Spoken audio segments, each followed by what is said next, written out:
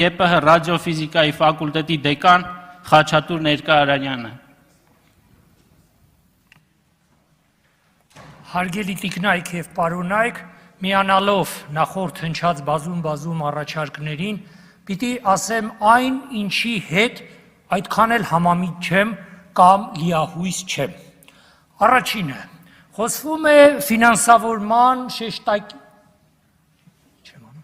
խոսվում է ֆինանսավորման շեշտակի բարձրացման մասին։ Անկեղծ ասած, ես չեմ հավատում, իհարկե կողմնակից եմ, որ իմ շատ սիրելի գործընկերները մի կտոր հաց ունենան իրենց զավակներին կերակրելու կամ ստեղծագործական հնարավորությունները նրանց ընդլայնվեն։ Բայց անկեղծ ասած դրան չեմ հավատում, որովհետև մենք պոստպատերազմյան իրավիճակում ենք ապրում եւ մեր ազգի առաջ ծառացած խնդիրները այնքան շատ են, որբերը զոհերի ընտանիքները, վիրավորների վրա արվող ծախսերը այնքան շատ են, որ եթե ես էլ լինեի վարչապետը եւ ինձ առաջարկեի, թե այս 25 միլիոն դոլարը դու առաջնահերթ ուղղիր գիտությանը, թե ուղղիր զոհվածների, վիրավորների ընտանիքներին, ես անտարակույս զոհվածների ընտանիքներին կտայի, որտեղ սա պետության առաջնային պարտքն է, որովհետև այս պատերազմում մենք պարտվել ենք բոլորիս մեղքով, այդ թվում նաև գիտնականների մեղքով։ Ես ուզում եմ այսպիսի մի հռետորական հարց տալ, եթե մեզնից որևէ մեկը իր ասպիրանտներին այսպիսի մի թեկնածուական ատենախոսություն առաջարկեր,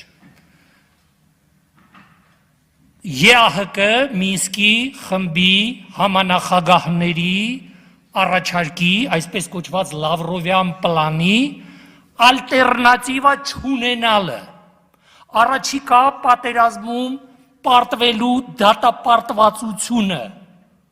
Ես հարց եմ տալիս, իմ շատ սիրելի գիտության կոմիտեի նախագահը այդ թեման կհաստատեր, կֆինանսավորեր։ Ես հարց եմ տալիս, ԲՕԿ-ը այդ դիսերտացիան եւ ղեկավարին եւ թեման կհաստատեր, թե ոչ, չէր հաստատի, որտեղ ԲՕԿ-ի աշխատակիցը, որը քաղծառայող է, նա էլ իր երեխայի մի կտոր հացի մասին է մտածում, կասեր դա հակասության մեջ է մտնում այս նորմատիվ ակտերի հետ, ոչ ստանդարտ շիֆրերի մեջ չի տեղավորվում, այս փորձաքննության մեջ չի տեղավորվում, հասկանում եք, եւ չէր ֆինանսավորվի այդ թեման, բայց մենք այսօր կարող էինք ունենալ անհամեմատ ավելի քիչ զոհեր, անհամեմատ ավելի քիչ վիրավորներ, անհայտ կորածներ, չունենայինք այս դաժան պարտությունը։ Ինչով է արևելագետը տարբերվում քաղաքագետից։ Այստեղ նստած է մեր ռազմական ինստիտուտի ղեկավարությունը եւ այլն։ Որ եթե նրանք նայում են ժամկետները, մենք ժամանակին գեներալ Քոթանջյանի հետ բազմաթիվ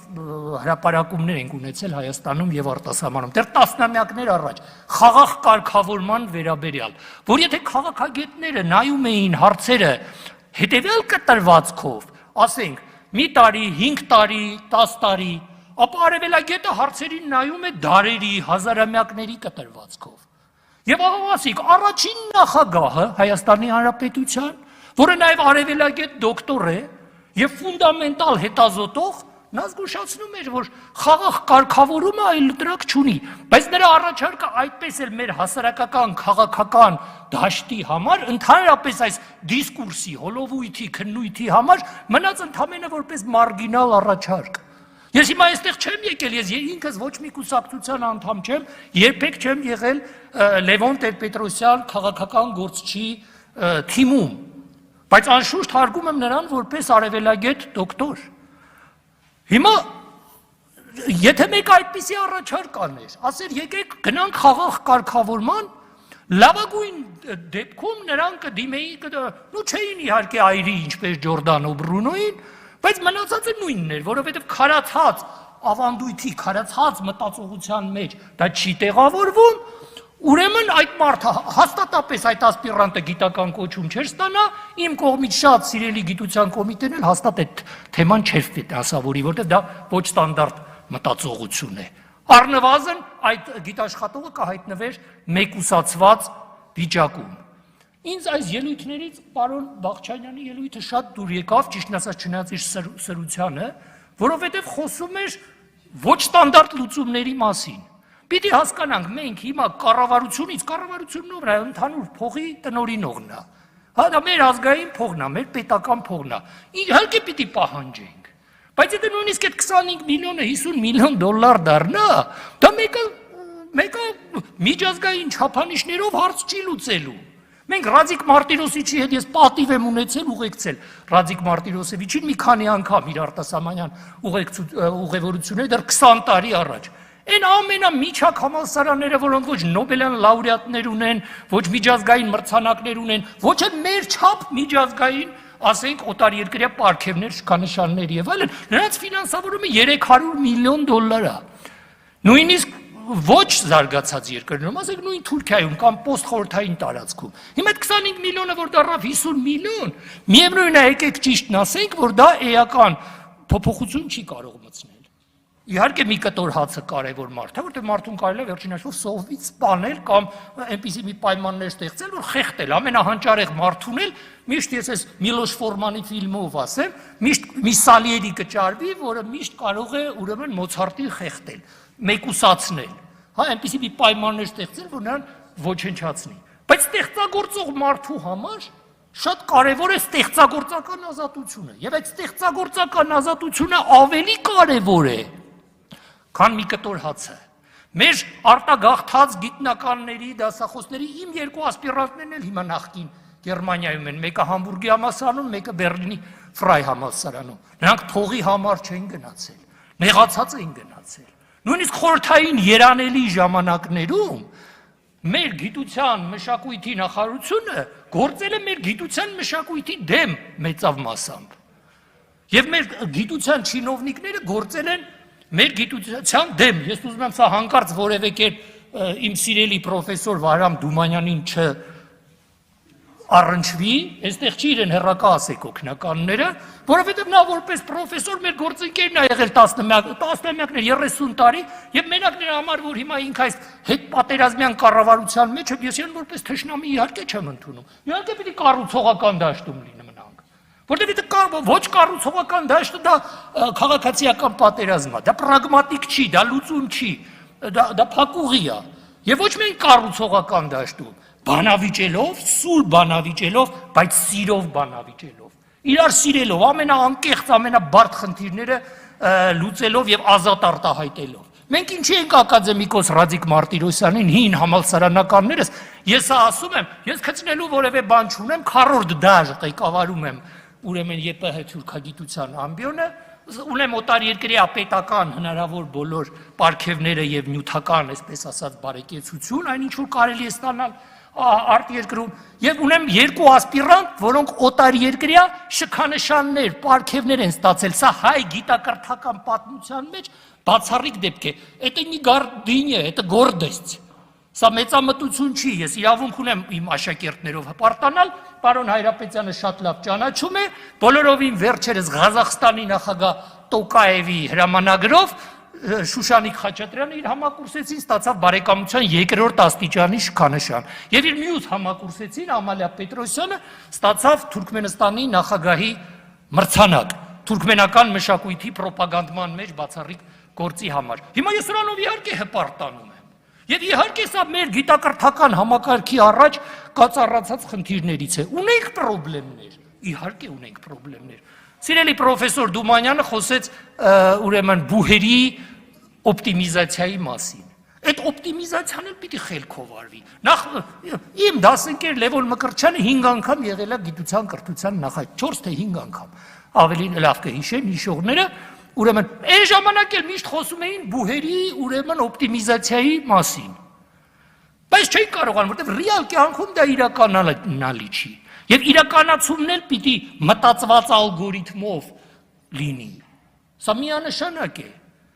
Հետո մեծ ու փոքր բուհերով չի, միայն խիրշի ինդեքսով չի, միայն սկոպուսով չի եւ այլն, հա, ես նոր գիտության կոմիտեին նախագահին իմ շատ սիրելի ուրեմն գործընկերոջը ցույց տվեցի, որ մենք այդքան հետ չենք այդ չափորոշիչներով իրականում, հա, եւ Փարքաստով վախենալու բան չունենք այդ տիպի մրցակցությունից, բայց իրականում ուրիշ չափանիշներ կան։ Հիմա Մոսկվայի պետական համալսարանում բնականաբար սկոպուս հոդվածներ եւ խիրշի ինդեքս շատ ավելի բարձր է, քան Մոսկվայի, ասենք, կոնսերվատորիան։ Բայց Մոսկվայի կոնսերվատորիայում օտարերկրյա շքանշաններ ստացած, ասենք, գործիչներ ավելի շատ կան, բնականաբար, քան Մոսկվայի պետական համալսարանում։ Այ հիմա խոսում ենք 4 գրադացիաների մասին։ Սխալ է 2 գրադացիայով գիտության գնահատումը։ Մեկը դա պարզ է տեխնացու դոցենտ, ուրեմն դոկտոր, պրոֆեսոր, հոդվածներ եւ այլն, սա պարզ է, առանց սրա, առանց PhD-ի կամ տեխնացուի կամ դոկտորի, ինչ ուզում եք անունը դրեք, առանց դրա բնականաբար աշխարհում համալսարան չկա։ Երկրորդ փուլը, լավ, presence, ներկայացվածություն, խիրշի ինդեքս, սկոպուս հոդվածներ եւ այլն, բայց սա ընդհանրապես երկրորդ փուլն է։ Կա երրորդ փուլը, քեզ արտասահմանում ինչպես են գնահատում, այսինքն ամեն մարդ կարող է կանգնել ասել, ես այս գյուղի ծաղիկն եմ, այն հայտնի Բալաբեկի նման հավաք սերունդը կհիշի, հա,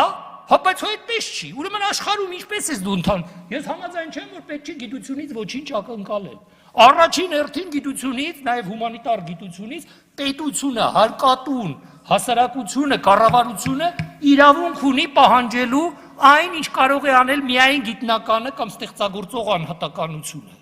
Բայց դրա համար պիտի այդ ստեղծագործող անհատականությունը իհարկե չնեղացնել, որովհետև դա ավելի կարևոր է, քան նրան նույնիսկ աշխատավարձը 1000 դրամ ավել կամ պակաս տալը։ Մեր մշակույթի խոշորագույն գործիչները ամենաերանելի ժամանակներում Հայաստանից փախել են, այդ թվում Արնո Բաբաջանյանը, կոմպոզիտոր Թարիվերդիևը, աշխարհահռչակ նկարիչ Ռուդոլֆ Խաչատրյանը, որը Ռուսաստանում ստացավ Գեղարվեստի ակադեմիայի թղթակից անդամի եւ ուրեմն ժողովրդական նկարչի կոչում, իսկ Հայաստանում նա մի հատ բուհական դիպլոմ էլ չունի։ Այս դիպլոմներն էլ շատ վիճելի բան է, եթե գնաք Կազանի ֆեդերալ համալսարանը, դաշնային համալսարանը, հա, իրենք ամենից շատ հասկանում եք ինչ համալսարան է, գիտեն Ռադիկ Մարտիրոսևիչը Լաբաչևսկու համալսարանն է, Բուտլերովի, Բեղծերևի, Վիշնևսկու, Բոդուեն դե Կուրտենեի եւ այլն, բայց ամենաշատը հպարտանում են իրենց 2 դիպլոմ չստացած ուսանողներով, Վլադիմիր Իլիչ Ուլյանով Լենին եւ Լև Նիկոլայիչ Տոլստոյ։ Ուրեմն համալսարանները անպայման նաև մշակույթի կենտրոններ են, անպայման նաև գիտամշակութային ֆունկցիա պիտի իրականացնեն, եւ մեր պետությունը իրավունք ունի դա մեզնից սպասելու։ Մենք դատապարտված ենք թուրք մուսուլմանական աշխարհով շրջապատված լինելով առնվազն դեռ երկար դարեր։ Եվ մեր թուրքագիտության խնդիրը ի վերջո շատ լայն առումով հայոց պետականության ադապտացիոն մեխանիզմների մշակումն է։ Հայոց պետականության, հայ ազգի այս տարածաշրջանում ապրելու։ Իհարկե մենք պիտի մեր քայլերը մաքսիմալ սինխրոնիզացնենք մեր բնական դաշնակիցների, մեր եղբայրների հետ, ռուսների եւ ֆրանսիացիների հետ, որ մեր եղբայրներն են, բնական աստծուց մեր եղբայրներն են, բայց մենք պիտի սինխրոնիզացնենք նրանց հետ մեր քայլերը։ Մենք չենք կարող քայլեր կատարել, որոնք սինխրոն չլինեն։ Գիտեք, դա ցանկացած արտաքին քաղաքական սինխրոնիզացիա է պետք, եւ այստեղ թուրքագիտությունը լուրջ անելիքներ ունի, բայց բավական է մենք մի ոչ ստանդարտ գաղափարով, չգիտեմ, Բոկի նախագահը այստեղ ներկա է, թե ներկա չի, չգիտեմ, բավական է մենք մի ոչ ստանդարտ գաղափարով մտնենք Բոկ, այնտեղ բախում է առաջանում, ասում են, չէ, գիտես, մի շիֆրով դու կարող ես ղեկավարել, օբյեկտիվորեն այսպես է, ես ինքս ուրեմն 4 շիֆրով ղեկավարել եմ, 4 շիֆրով հաստատված նույն այդ Բոկի կողմից տարբեր տարիների ընթացքում ատենախոսություններ եմ ղեկավարել, որոնք ասում եմ արտասահմանում են աշխատում, այստեղ էլ կան առաջատար դիրքեր են։ Բայց հիմա մենք խնդիր ունենք Բոկում հաստատելու մի ատենախոսություն,